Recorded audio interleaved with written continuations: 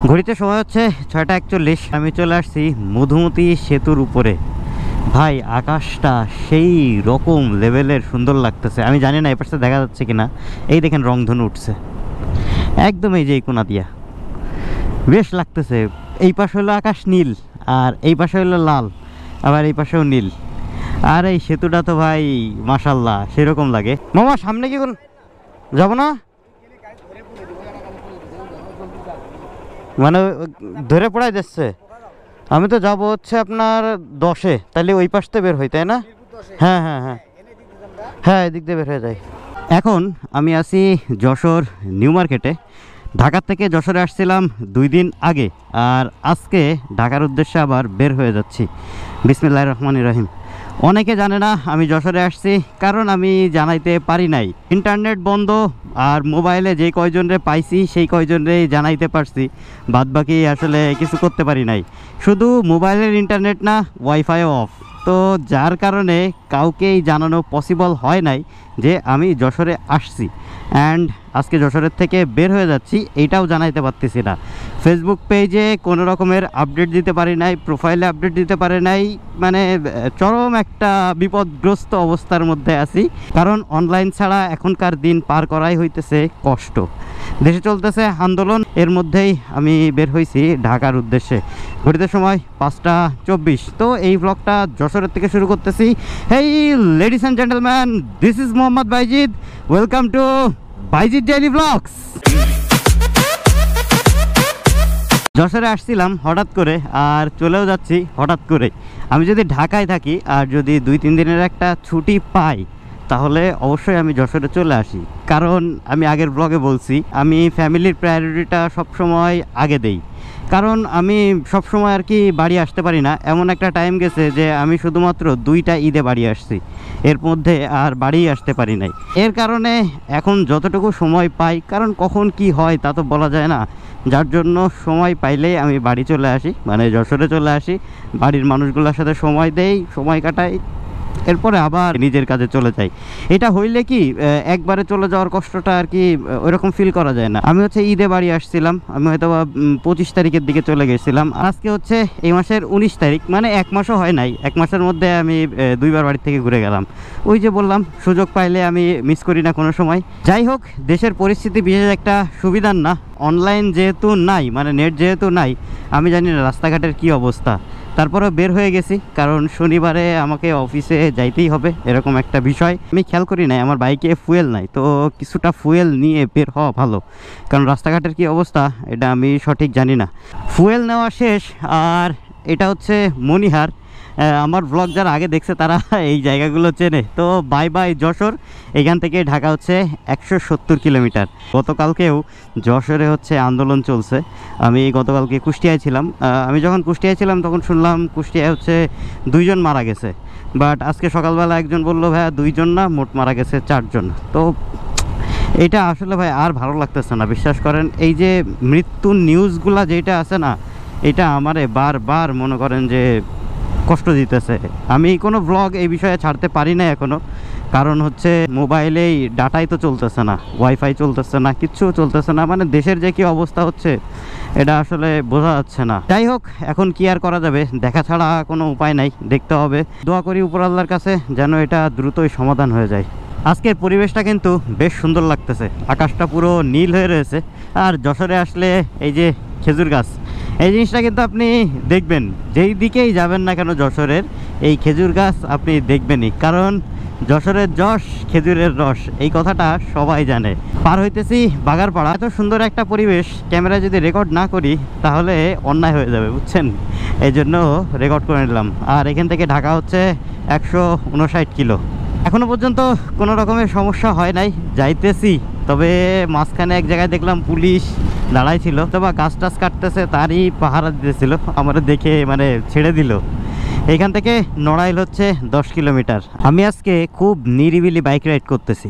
ঘড়িতে সময় হচ্ছে 6টা 12। আমি ঢুকছি হচ্ছে নড়াইল শহরের মধ্যে, অ্যান্ড ঢোকার শুরুতেই দেখলাম রাস্তায় পুলিশ একদম কড়া পাহারায় রেখে দিছে। মানে এদিকে যেন আন্দোলন এরকম না হইতে পারে। এখন সামনে গেলেই বোঝা যাবে যে কোথাও আন্দোলন হচ্ছে কি হচ্ছে না। আর একটা জিনিস বলে দিই, আমি যতদূর শুনলাম আর কি, যাত্রাবাড়ির যেই আপনার টোল প্লাজাটা আছে হানিফ ফ্লাইওভারের টোল প্লাজাটা নাকি পোড়াই দিছে। তো আমি হানিফ ফ্লাইওভার দিয়ে যাইতে পারবো না, আমার আজকে পোস্তগোলাতে ঢোকার একটা ইচ্ছা আছে।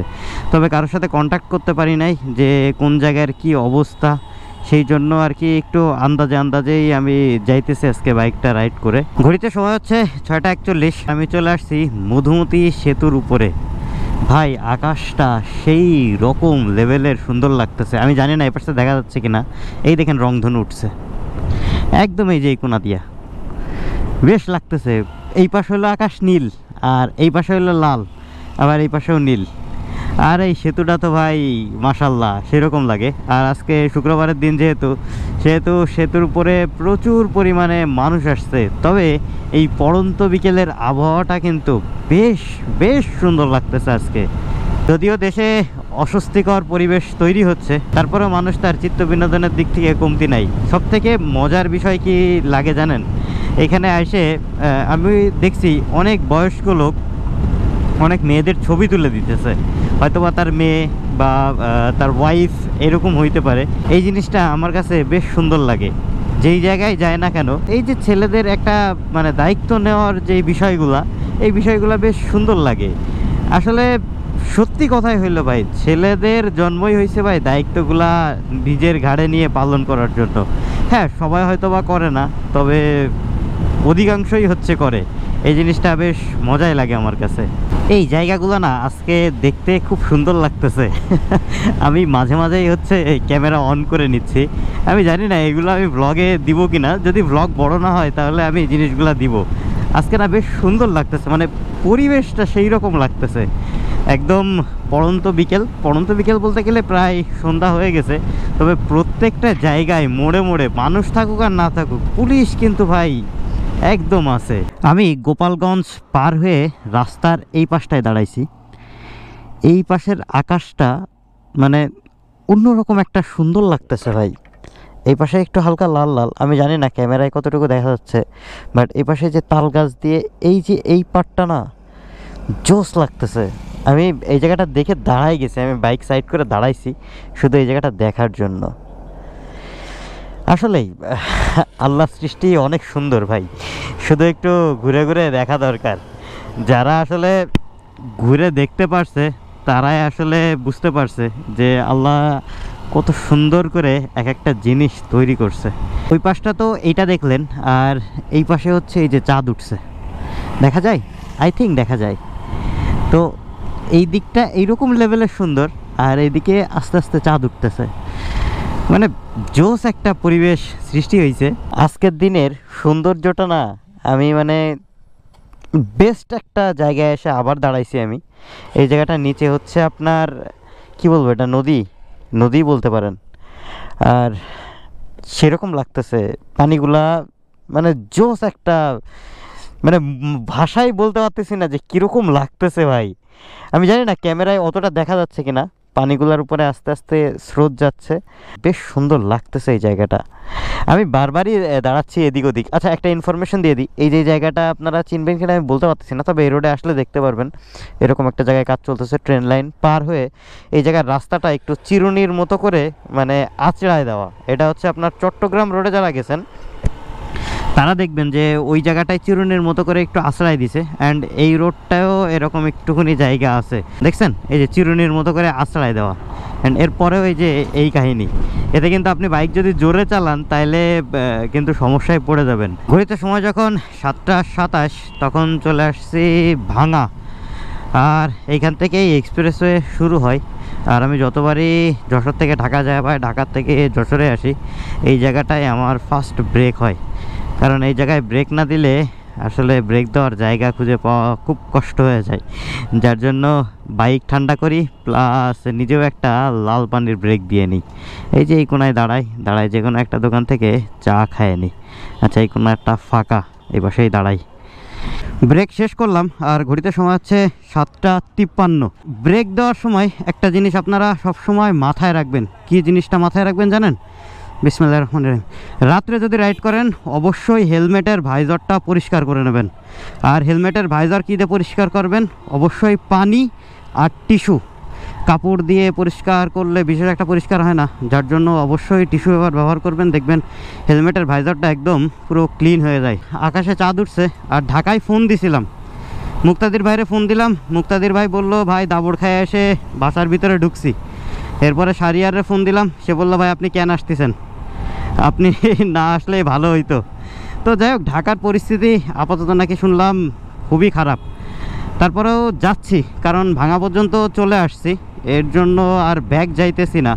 এখন মেন কথা হলো যে ঢুকি সামনের দিকে, যদি বিশেষ একটা সমস্যা মনে হয় তাইলে হয়তো বা ব্যাগ চলে আসবো।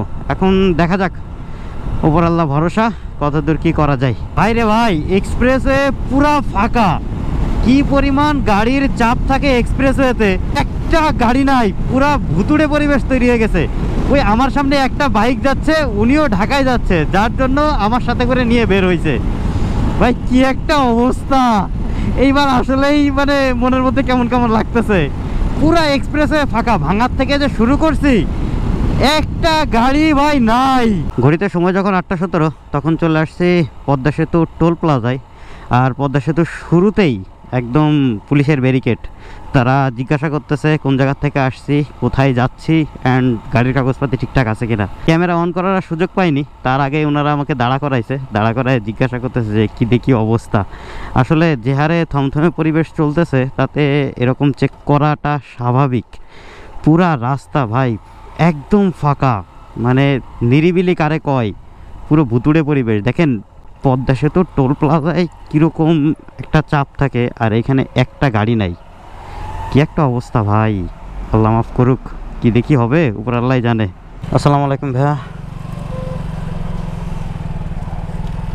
বিসমিল্লাহির রহমানির রহিম। টোল দেওয়া শেষ, আর এই যে উঠতেছি ভাই, যত ঢাকার দিকে যাইতেছি তত মনে হচ্ছে মানে কেমন কেমন একটা লাগতেছে। এইরকম পদ্মা সেতু হয়তো বা আর কখনো দেখা যাবে কি না সন্দেহ আছে। পদ্মা সেতুতে ভাই কোনো গাড়ি ঘোড়া নাই, কি একটা অবস্থা, পুরো পদ্মা সেতু ফাঁকা। আচ্ছা, এবার আমি একটু আন্দোলন বিষয় নিয়ে আমি দুই একটা ভ্লগে কথা বলছি, এর আগের ভ্লগে। সত্যি কথা হইল আমার কাছে এই আন্দোলনটা যৌক্তিক মনে হয়। তবে সবথেকে খারাপ লাগবে যদি এর মধ্যে কোনো রাজনৈতিক দল ঢুকে আসে। আমরা চাই, বা আমি অন্তত চাই, যে এই জিনিসটা একদম নির্দলীয়ভাবে হোক। যেটা ছাত্ররা দাবি করছে, যৌক্তিক একটা দাবি, যে কেন কোটার মাধ্যমে এত লোকজন নেওয়া হবে, আর যারা মেধাবী আছে, যারা সাধারণ আছে, তাদের কেন এরকম করে অবহেলা করা হচ্ছে, এই বৈষম্যটা কেন। এই জন্যই কেউ কিন্তু কখনো বলতেছে না যে কোটা একদম সম্পূর্ণ উঠায় দেন। এই দাবিটাই কিন্তু কোটা সংস্কারের দাবি, নট একদম উঠায় দেওয়ার দাবি। এইটা নিয়ে আমার মনে হয় যে সরকার আরও আগে এই ঝামেলাটা মিট করে নেওয়া উচিত ছিল। আমি এই পর্যন্ত নিউজ যতটুকু পাইছি, ঢাকায় 7 জন মারা গেছে। আমি এই যে মুক্তাদির ভাইরে ফোন দিয়েছিলাম, উনি আমাকে বললো যে ভাইজিৎ এই পর্যন্ত ঢাকায় 7 জন মারা গেছে, আর ঢাকার অবস্থা খুবই খারাপ। একটা যৌক্তিক দাবি হয়েছে, সেইটা সরকার বসবে একসাথে ছাত্রদের সাথে, বসে সেটা একটা সমাধান করে ফেলবে, কোর্টের রায় একটু আগায় নিয়ে আসবে, আগায় নিয়ে এসে এবার সমাধান করলেই তো জিনিসটা হইলো, তাই না? সোজা সাপটা একটা বিষয়। এই যে আন্দোলনের মাধ্যমে মানে প্রতিদিন এত ছাত্রছাত্রী মারা যাচ্ছে, এটা খুব খারাপ লাগতেছে। আর আমি জানি না পুলিশ কেন গুলি করতেছে, এটা গুলি করার যৌক্তিকতাটাও আমি বুঝতেছি না। ছাত্ররা না সন্ত্রাসী, না অরাজকতা সৃষ্টি করতেছে, না তাদের দাবিটা অযৌক্তিক। তো এই জিনিসটা বেশ খারাপ লাগতেছে যে কেন গুলি করে মারা হবে। তবে হ্যাঁ, এই কথাটা সত্যি, সবার কথা বলার অধিকার থাকলেও আসলে ওইভাবে মন খুলে কেউই কথা বলতে পারে না, সেটা আমি বা আপনি হয়তো বা কেউই না। যেহেতু শনি রাখলার টোল প্লাজাটা পোড়াই দিছে, সো আমি যাত্রাবাড়ির দিকে আর যাইতে যাচ্ছি না। আমি বাবুবাজার দিয়ে একবারে ঢুকে যাব, বাবুবাজার ব্রিজ পার হয়ে যে ওই পাশ দিয়ে গুলিস্তান দিয়ে একবারে বের হয়ে যাওয়ার চিন্তা ভাবনা আছে। চাইছিলাম 9টার পরে ঢাকায় ঢুকবো, যার কারণে পদ্মা সেতুর পরের থেকে বাইকটা একটু স্লো রাইড করছি। আর ঘড়িতে সময় এখন 8:50। ঘড়িতে সময় যখন 9:02, তখন আমি চলে আসছি গুলিস্তান। এখনো পর্যন্ত কোনো কিছু আমার সামনে আর কি পড়ে নাই। ওরা দুইজন আমাকে যেই লেভেলে ভয় দিছিল ভাই, বিশ্বাস করেন সেরকম কোনো কিছু এখনও আমার সামনে পড়ে নাই। তবে সত্যি কথা বলতে যেই পরিমাণ লোক রাস্তায় থাকার কথা, মানে এখন সময় হচ্ছে 9:05, সেই পরিমাণ লোক রাস্তাঘাটে নাই ভাই। রাস্তাঘাট পুরো শুনশান, যে রাস্তায় কিছু ইট পাটকেল পড়ে রয়েছে, মনে হইতেছে এইখানেও কিছু একটা হইছে। এই যে মোড়ের মাথায় একদম পুরা ফাঁকা, আমিও যাচ্ছি রিস্কি একটা রোড দিয়ে। মামা সামনে কি কোন যাব না, মানে ধরে পড়াই দিচ্ছে। আমি তো যাব হচ্ছে আপনার 10-এ, তাহলে ওই পাশতে বের হই, তাই না? হ্যাঁ হ্যাঁ হ্যাঁ হ্যাঁ, এদিক দিয়ে বের হয়ে যায়। হ্যাঁ হ্যাঁ হ্যাঁ, বুঝতে পারছি। তার মানে যেটা ভয় পাইছিলাম আমাকে ঘুরাই দিল। এটা হচ্ছে আপনার বিএনপি কার্যালয়ের সামনে, মানে নয়াপল্টনের দিকে। গাড়ি নাকি এদিকে একটা গেছিল, ধরে পোড়াই দিছে। তো আমাকে অন্য রাস্তা নিতে হচ্ছে। আমি নয়াপল্টনতে না ঢুকে আমি ঢুকছিলাম হচ্ছে বেইলি রোড। বেইলি রোড দিয়ে ভিআইপি রোডে উঠছি, অ্যান্ড ভিআইপি রোডে উঠে চলে আসছি বিজয় সরণিতে। আর বিজয় সরণি এই টাইমে পুরা ফাঁকা, মানে বুঝতে পারতেছেন কি একটা অবস্থা ভাই। ঢাকা শহরের পরিবেশ আসলেই বেশ থমথমে। এই রাত্রেবেলায় ওই দেখেন হেলিকপ্টার উঠতেছে, মানে ঢাকা সিটি যে গরম এইটা আসলে বোঝা যাচ্ছে যে হ্যাঁ ঠিক আছে, ঢাকা সিটি একটু গরম হয়েছে। ওইতে সময় যখন 9:20, তখন আমি আছি আগারগাঁও মেট্রো রেলের নিচে, মানে বাসায় চলে আসছি, অ্যান্ড সেফলি ভালোভাবে চলে আসছি। তবে রাস্তাঘাট পুরা ফাঁকা, আপনাদের দেখাইলামই তো। জানি না এই পরিবেশ পরিস্থিতি কবে ঠান্ডা হবে আর কবে সব কিছু স্বাভাবিক হবে। আশা করতেছি খুব দ্রুতই এই পরিবেশটা ঠিক হয়ে যাবে, আর আমরা আবার সাধারণ জীবনযাত্রায় ফেরত আসতে পারবো। দোয়া করেন সবাই যেন তাড়াতাড়ি এই জিনিসটা শেষ হয়ে যাক। আমি জানি না এই ব্লগটা কবে আপলোড দিতে পারবো, আর বাসার কাছাকাছি প্রায় চলে আসছি। তো ব্লগটা এই জায়গায় শেষ করে দিচ্ছি। যদি ব্লগটা ভালো লাগে থাকে তাহলে একটা লাইক দিয়ে দিন, আর এমন ব্লগ আরও দেখতে চাইলে আমার ফেসবুক পেজটা ফলো করতে পারেন, ইউটিউব চ্যানেলটা সাবস্ক্রাইব করতে পারেন। আর যতদিন না নতুন একটা ব্লগ আসতেছে ততদিন সবাই থাকবেন ভালো, সবাই থাকবেন সুস্থ, দোয়া করবেন আমার জন্য। আসসালামু আলাইকুম, আল্লাহ হাফেজ।